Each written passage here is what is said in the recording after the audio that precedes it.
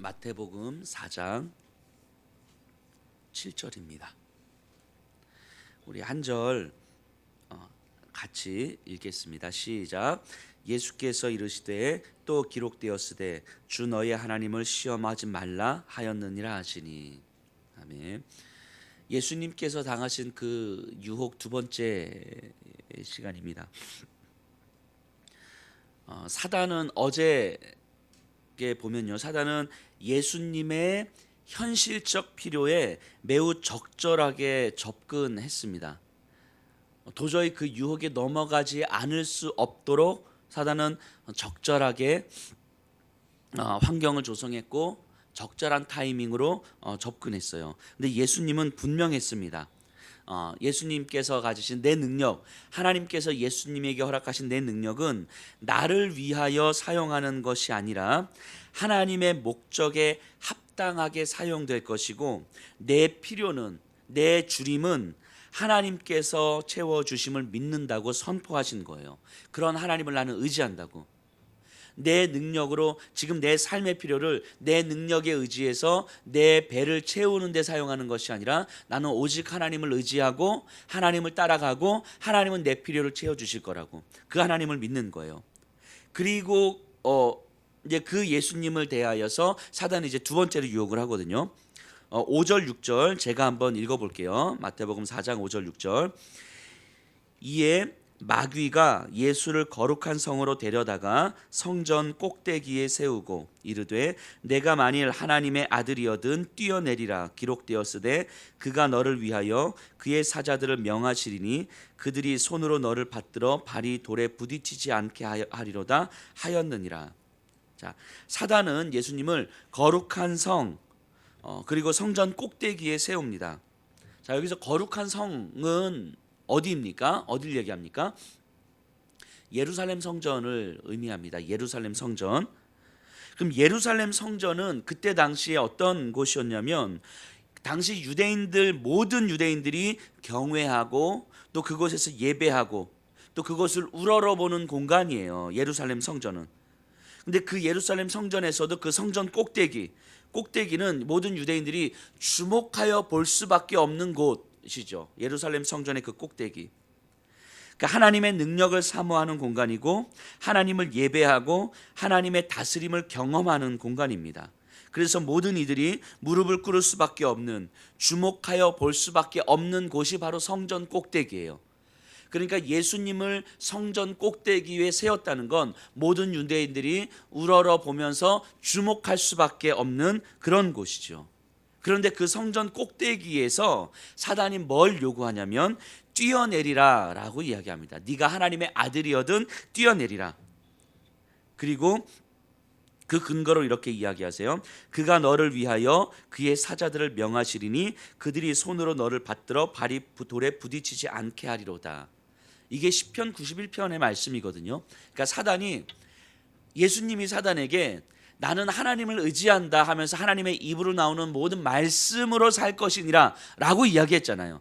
그러니까 사단이 맞다 네 말이 맞다, 예수님 말이 맞다, 하나님의 입으로 나오는 모든 말씀으로 살 것이니라 맞다. 그래서 사단이 뭘 가지고 이야기하냐면 하나님의 말씀을 가지고 이야기하는 거예요. 하나님의 말씀을. 자, 봐라. 하나님의 말씀 시편 91편 11절 12절에 보니까 하나님께서 사자들을 명하여 너희 발이 돌에 부딪히지 않게 지켜줄 것이라고 말씀하시니, 자, 그럼 네가 믿는 그 하나님, 네가 의지하는 그 하나님, 네가 진짜 의지한다면 한번 뛰어내려 봐.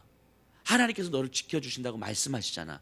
네가 정말 하나님을 믿는다면, 네가 정말 하나님을 의지한다면 너 이 말씀에 의지해서 뛰어내려 봐.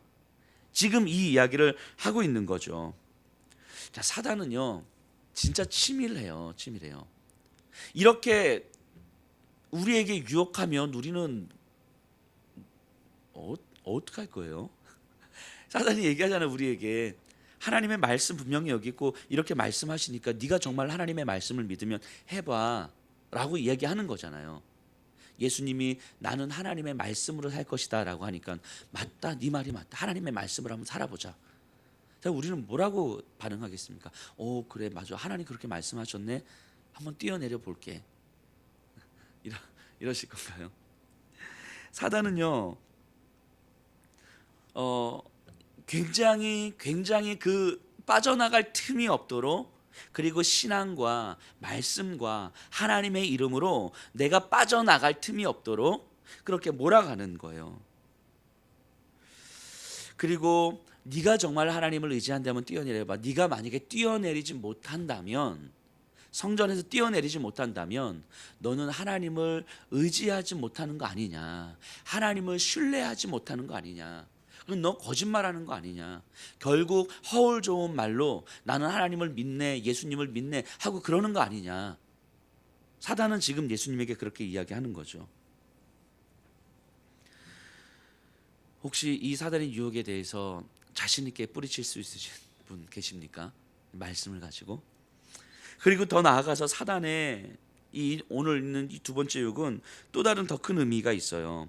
자, 거룩한 성전의 꼭대기, 모든 이들이 우러러보고 있는 곳에서 뛰어내렸을 때 천사들이 예수를 보호한다면, 하나님이 예수를 이 땅에 보내신 목적, 즉 예수는 하나님의 아들이며 하나님의 능력을 선포하는 것이 모든 유대인들에게 보여지는 거잖아요.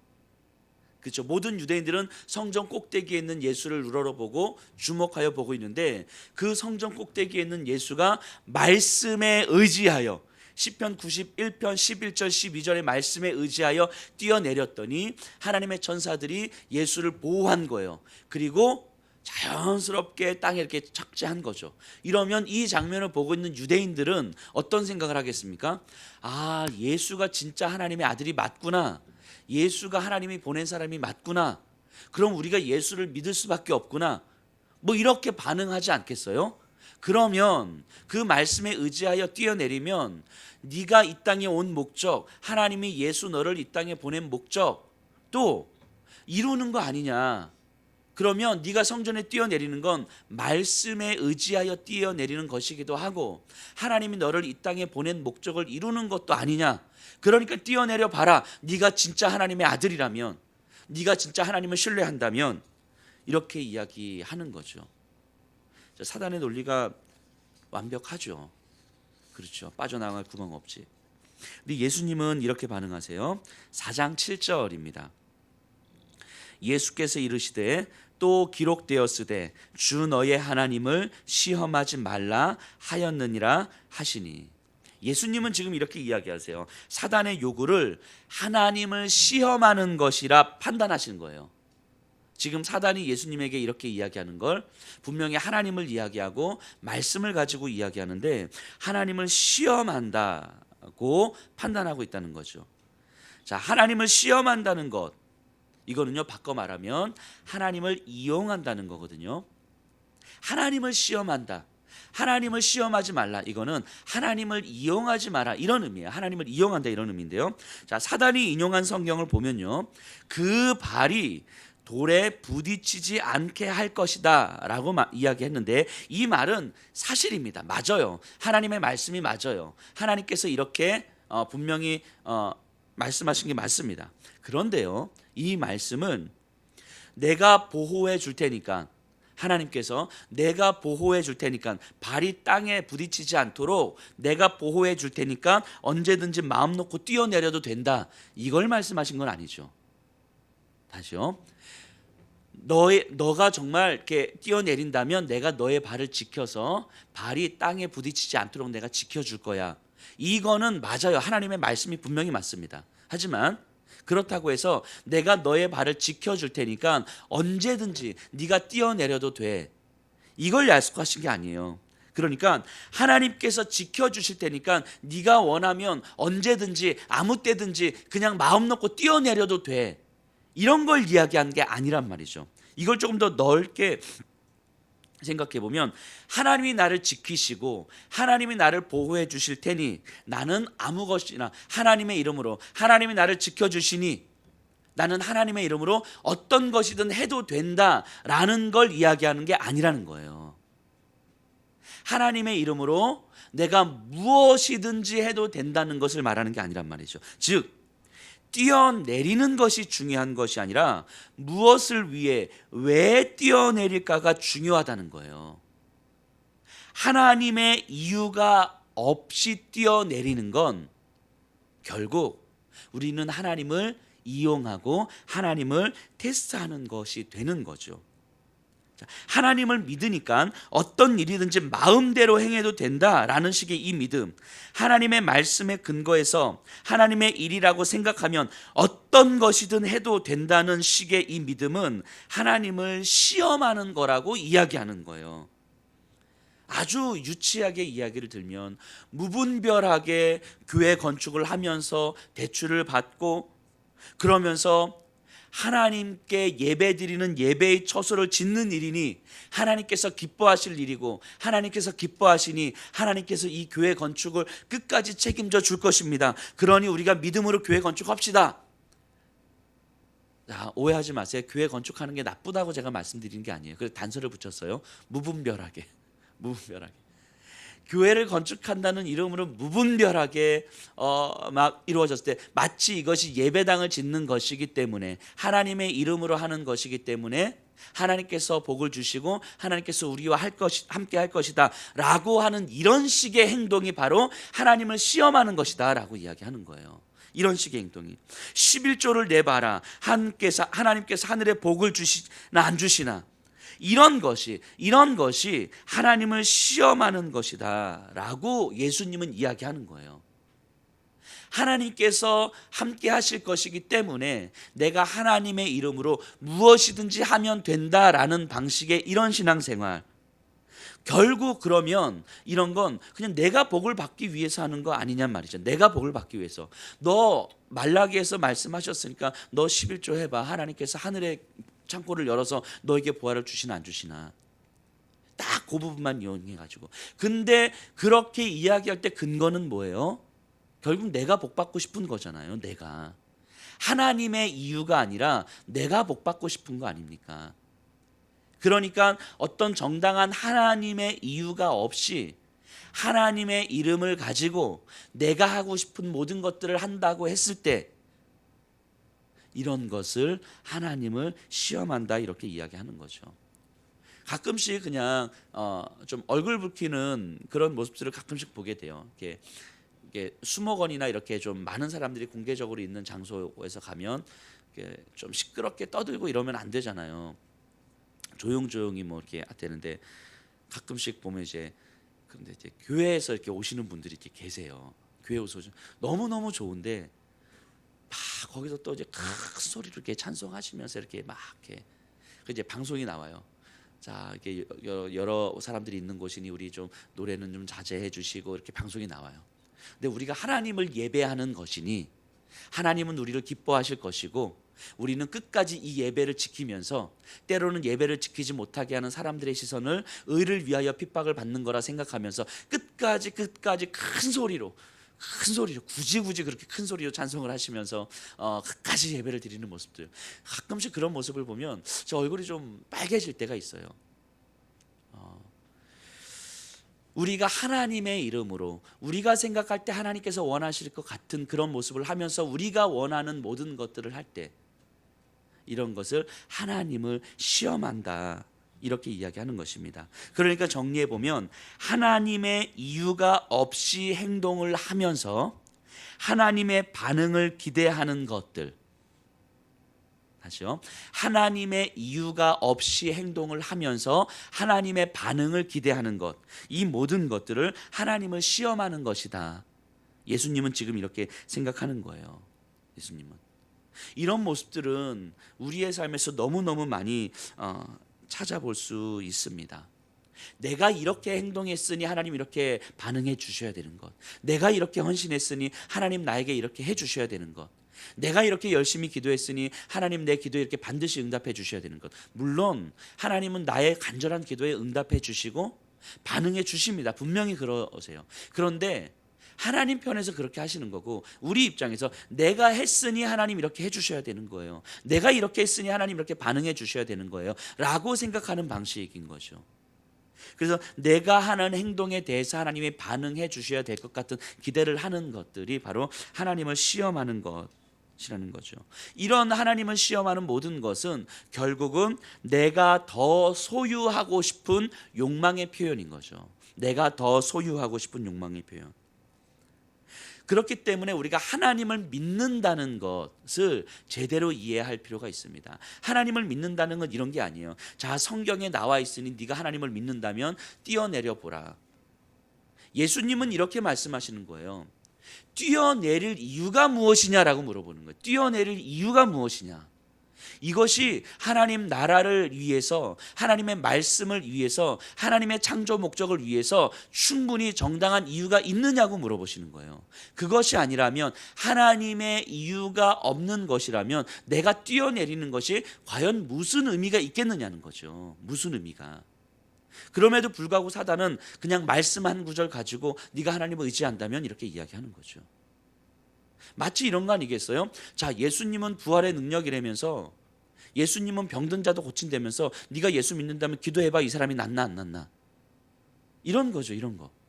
하나님께서 원하시면 낫게 해주시겠죠. 하나님께서 원하시면 고쳐주시겠죠.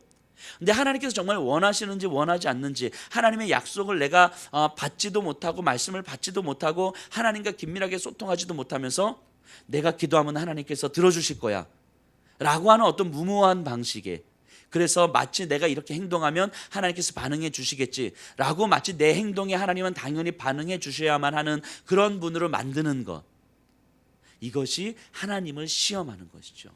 그래서 예수님은 내가 뛰어내려야 될 이유가 무엇이냐라고 물어보는 거죠. 사단은 예수님에게 네가 하나님을 믿는다면 그 믿음을 증명해봐 라고 이야기하는 거지만, 예수님은 믿음은 증명하는 게 아니라 순종하는 거라고 이야기하는 거예요. 믿음은 내가 하나님을 믿고 있다고 증명하는 것이 아니라 하나님이 말씀하시면 순종하는 거라고 이야기하는 거죠. 믿음을 증명하는 건 주체가 나인 거죠. 결국 나를 드러내는 것이고, 믿음은 순종하는 것이라면 결국 하나님을 드러내는 거 아니겠습니까? 우리가 예수 그리스도를 믿는다는 것을 증명하는 삶을 사는 것입니까? 아니죠. 아니죠. 내가 예수 믿는다는 사실을 증명하면서 사는 게 아니죠. 나 봐, 나는 예수 믿어, 이런 게 아니죠. 우리가 예수님을 믿는다는 건 순종하는 거죠. 순종하는 것. 그래서 하나님께서 뭐라고 말씀하신지를 듣고, 하나님께서 뭐라고 약속하셨는지를 듣고, 그리고 거기에 따라 순종하는 거죠. 그래서 뛰어내리라 말씀하시면 뛰어내리는 거죠. 근데 굳이 뛰어내리라 말씀하지 않는데 굳이 내가 예수님을 믿는다는 것을 증명해내기 위해서 뛰어내리는 것, 이것이 하나님을 시험하는 것이다라고 이야기하는 거죠. 그렇기 때문에 하나님을 믿는다는 것은 이렇게 기억하셔야 됩니다. 하나님의 약속을 믿는 거예요. 하나님을 믿는다는 것은 하나님의 약속을 믿는 거예요. 하나님은 우리에게 무엇을 약속하셨는가? 왜 약속하셨는가? 그래서 우리에게 무엇을 요구하시는가? 이것을 믿는 거예요. 자, 하나님은 우리에게 무엇을 약속하셨습니까? 구원, 영생을 약속하셨죠. 영원한 생명을 약속하셨어요. 하나님은 우리를 너무 사랑하셔서 예수님이 아니고서는 결코 받을 수 없는 구원, 영원한 생명을 약속하신 거예요. 그리고 영원한 생명의 풍성함을 누리라고 하셨습니다. 영원한 생명을 선물로 받았음에도 불구하고 여전히 우리에게 가장 중요한 것은 돈이고, 가장 중요한 것이 건강이고, 가장 중요한 것이 자녀고, 그렇게 가장 중요한 것이 영생이 아니라면 우리는 영생을 누리는 것이 아닌 거죠. 하나님은 우리에게 영원한 생명을 누리라고 영원한 생명을 약속하신 거예요. 그래서 돈, 건강, 자녀 이런 것들이 여전히 우리에게 중요하지만 더 중요한 영원한 생명이, 더 중요한 구원이 나에게 주어졌다는 것을 믿는 거예요. 그리고 그것을 믿는다면 나에게 주어진 모든 능력들, 예수님께서 말씀하신 것처럼 하나님께서 나에게 주신 모든 능력들은 다른 이들이 영원한 생명인 예수님을 전하기 위해서 내려놓을 수 있어야 된다고 말씀하시는 거예요.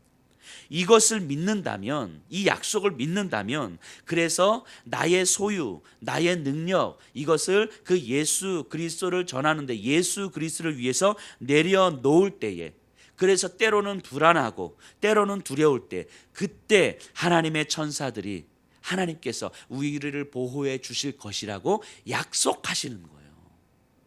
이 약속을 믿는 거예요. 이 약속을. 그러니까 이 약속을 믿기 때문에 내가 가지고 있는 것을 내려놓아도 괜찮은 거예요. 이 약속을 믿기 때문에 내가 가진 것을 내려놓아도 나에게는 영원한 생명이 소망이 되고, 영원한 생명을 소망하는 하나님의 자녀들은 하나님께서 반드시 지켜주실 것이기 때문에 예수님께서 말씀하신 것처럼 내 능력은 내 배고픔을 채우기 위해서 사용하는 것이 아니라 하나님의 나라를 위해서 내가 사용하면 내 배고픔은 하나님께서 채워주실 것을 믿기 때문에, 그 약속을 믿기 때문에 내가 나를 위해서 살지 않아도 되는 거예요. 이게 하나님을 믿는 거죠. 그러니까 결국 하나님의 말씀을 깊이 묵상하여 올바른 믿음의 지식으로 확신을 얻고, 올바른 믿음의 지식으로 확신을 얻고 그 말씀에 순종하는 삶을 하나님은 지켜주시는 거예요. 시편 91편의 말씀은 이런 이야기죠. 그래서 시편 91편의 앞부분에 보면 이렇게 이야기가 나옵니다. 전능자의 그늘 아래에 있는 자, 그들을 하나님께서 지켜주신다라고 이야기합니다. 전능자의 그늘 아래에 있는 자, 무슨 얘기입니까? 하나님의 보호 아래에 있는 자, 하나님만이 나의 보호자가 되십니다라고 고백하는 자. 그러니까 하나님 외에 다른 그 어떤 것도 내 삶의 안전장치가 아니라고 믿을 수 있는 그런 자, 그런 자를 하나님은 그 발이 돌에 부딪히지 않도록 지켜주시겠다 약속하시는 거예요. 내가 하나님의 그늘 아래 들어가지도 않고, 내가 하나님이 나의 유일한 안전장치라고 고백하지도 않고, 여전히 나에게는 내 삶에 내가 의지하고 있는 것들이 있는데, 돈이 있고 건강이 있고 사람들이 있고 자녀들이 있는데, 여전히 있는데, 그럼에도 불구하고 하나님 나를 지켜주시겠다 말씀하셨으니 내가 뛰어내려 보겠습니다 라고 이야기하는 거는 하나님을 시험하는 거라고 이야기하는 거예요. 그러니 하나님의 이름으로 무엇이든지 한다고 해서 그것이 하나님의 일이 아니라는 거예요. 하나님의 일이 아닌 거예요. 이런 것이 하나님을 시험하는 거예요. 그러니까 우리에게 필요한 건 제발 하나님의 말씀을 들어야 되는 거예요. 제발 하나님의 말씀을 깊이 들어야 되는 거예요. 하나님께서 뭐라고 말씀하신지를 들어야 되는 거예요. 하나님께서 나에게 뭘 약속하셨는지를 들어야 되는 거예요. 그래서 그 약속에 합당하게 반응해야 되는 거예요. 그래서 신앙생활을 오래 하면 할수록, 우리의 경험치들이 쌓이면 쌓일수록 우리는 하나님을 시험하는 방식이 너무 많아져요. 한편으로요, 또 예수님이 하나님의 능력을 가진 자임을 보여줄 수 있는 최선의 방식이라고 말씀드렸잖아요. 성전에서 뛰어내리는 것이. 근데 이런 질문을 던집니다. 사단은 그렇게 접근하는 거예요. 야, 네가 하나님의 목적을 가장 잘 이루는 방식 아니냐. 성전에서 뛰어내리면. 뛰어내려라. 뛰어내려. 그럼 하나님께서 너를 보내신 목적을 드러내는 거야. 사람들이 너를 하나님의 아들로 볼 거야. 근데 예수님이 이렇게 말씀하시는 거 아니겠습니까? 하나님의 나라가, 이 땅에 하나님의 나라가, 하나님의 목적이 세상에서 능력으로 인정받을 수 있는 모습으로만 드러나야 하는가, 이거죠. 세상 사람들이 주목하고 세상 사람들이 인정하는 방식으로 하나님의 나라가 드러나야 하는가? 하나님의 나라가 이런 방식으로, 세상 사람들이 인정하는 방식으로 드러나는 것이 정당한가? 이런 거죠. 예수를 믿으면 돈을 많이 벌고, 예수를 믿으니까 그 가정의 자녀들이 좋은 대학을 가고 좋은 데 취업하고 결혼도 잘하고, 예수를 믿으니까 저렇게 되더라. 아, 정말 예수를 믿으니까 저렇게 능력 있는 모습으로 살아가는구나. 예수를 믿으니까 정말 저렇게 잘 살아가는구나.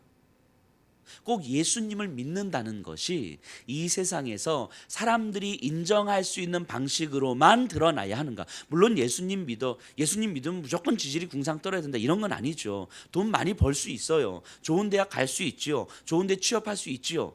그런데 예수님을 믿는 것이 꼭 이런 방식으로만, 세상에서 인정받을 수 있는 방식으로만 드러나야 하는가? 예수님 믿는데 가난하면, 예수님 믿는데 그 자녀들이 대학에 떨어지면, 그러면 예수님을 믿는다는 것을 드러내지 못하는 것인가? 지금 예수님은 사단에게 이렇게 이야기하고 있는 거죠. 예수님이 하나님의 나라를 드러내는 방식은 사단이 요구하는 방식과는 완전히 다른 방식 아니었습니까?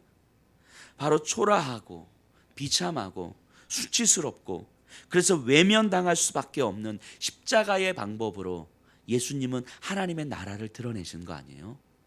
사람들이 다 손가락질하는 방식으로 성전에서 뛰어내리면 예수님을 우러러 볼 수 있겠지만 예수님은 그렇게 우러러 보는 방식이 아니라 모든 사람들이 손가락질하는 방식으로 성전 꼭대기에 뛰어내리는 것이 아니라 십자가에 달린 모습으로 하나님의 나라를 드러내신 거잖아요. 사단은 우리에게 정말 그럴듯한 말로 우리가 빠져나갈 구멍이 없어 보이는 너무너무 그럴듯한 말로 너 예수님 믿는데 세상이 인정하는 방식으로 이렇게 돈도 좀 벌어야 되는 거 아니겠냐고, 이렇게 뭔가 너희 자녀들 좋은 대학도 보내야 되는 거 아니겠냐고, 그러니까 예수 믿는 가정이 이렇게 잘 사는 걸 보여주기 위해서 너 이렇게 열심히 일해야 돼, 너 자녀들 이렇게 공부시켜야 돼, 이렇게 끊임없이 우리에게 들어오는데 그것이 틀리지 않았다 할지라도 꼭 예수를 믿는다는 것을 그런 방식으로만 드러나야 한다는 그런 생각들이 우리로 하여금 예수님을 믿는다는 사실을 왜곡시켜 버리는 거죠.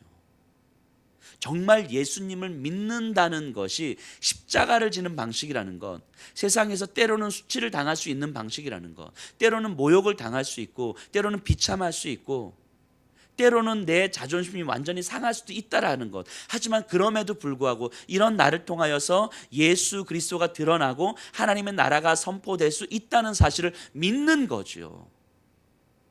이게 예수님의 방식 아니었습니까? 사단은 우리에게 세상의 방식으로 세상에 속하지 않는 하나님을 드러내라고 이야기하지만 예수님은 하나님의 방식으로 하나님을 드러내시는 거죠. 하나님의 방식으로. 오늘날의 교회들이 어떻습니까? 우리의 교회를 포함해서 교회들이 어떻습니까? 이 세상의 방식으로 세상에 속하지 않는 하나님을 드러내려고 할 때 결국 하나님이 드러납니까? 교회가 드러납니까? 하나님이 드러납니까? 목사가 드러납니까? 하나님이 드러납니까? 우리의 모습들이 드러나는 것입니까? 결국 하나님을 이야기하지만 하나님은 온데간데 없는 모습들이 결과적으로 나타나는 거 아닙니까? 하나님의 방식으로 하나님을 드러내야 되죠. 하나님의 방식으로. 세상 사람들이 인정할 수 있는 방식이 아니라 그들은 인정하지 못한다 할지라도 하나님의 방식으로 하나님을 드러냈을 때에 하나님이 이 세상을 압도하는 거 아닙니까? 세상은 인정할 수 없는 방식으로 하나님은 예수 그리스도를 십자가에 죽이셨지만 하나님은 죽음을 이기시는 방식으로 세상을 압도한 거 아닙니까? 그럼 우리가 그 하나님의 방식으로 하나님을 드러내는 삶을 살아야지요. 결국 우리는 이 모든 두 번째 사단의 유혹은 결과적으로 보면 뛰어내려서 사람들이 예수님을 우러러보게 하면서 하나님의 아들이구나라고 믿게 할 때 결국은 뛰어내리는 자를 주목하게 만드는 방식일 뿐인 거죠. 우리에게 내가 드러나는 방식일 뿐인 거죠. 내가 드러나는 방식. 하나님을 믿으니까 저 집사님이 저렇게 사는구나. 하나님을 믿으니까 집사님이 저렇게 대단하구나. 결국 내가 드러나는 방식을 살게 하는 거예요. 이게 사단의 유혹이죠. 근데 이것이 말씀으로도 얼마든지 접근 가능하더라는 거죠. 우리에게 너무너무 매력적으로 들리더라 하는 거죠. 그리고 그것이 신앙인 것처럼 보여지더라 하는 거죠. 그리고 그것이 하나님을 의지하는 것인 것처럼 보여지더라 하는 거죠. 명확한 올바른 믿음에 대한 지식이 없으면, 깊은 말씀에 대한 이해가 없으면 우리도 그렇게 넘어가겠더라 하는 거죠. 매우 치밀하게. 사단이 우리에게 이건 사단의 유혹이구나 이렇게 바로 받아들일 만큼 멍청하게 접근하지 않아요. 사단이요. 근데 우리가 올바른 믿음의 지식을 훈련하지 않고 올바른 하나님의 약속을 깊이 묵상하지 않으면 우리는 믿음의 이름으로, 신앙의 이름으로 나를 드러내는 신앙을 살아내는 거죠. 하나님을 시험하는 방식으로 우리는 하나님을 믿고 있는 거죠. 이게 얼마나 무섭습니까? 그래서 우리가 교회 안에 있고 11조도 하고 봉사도 하고 헌신도 하면서 우리는 여전히 하나님을 시험하고 있을 수 있는 거죠. 사단이 미소 짓고 있는 모습들이 그려지시나요? 우리가 교회 안에서 그렇게 열심을 내고 신앙생활을 하고 있는 우리의 모습을 보면서 사단이 우리를 보면서 미소 짓고 있는 거예요. 무섭지 않으신가요?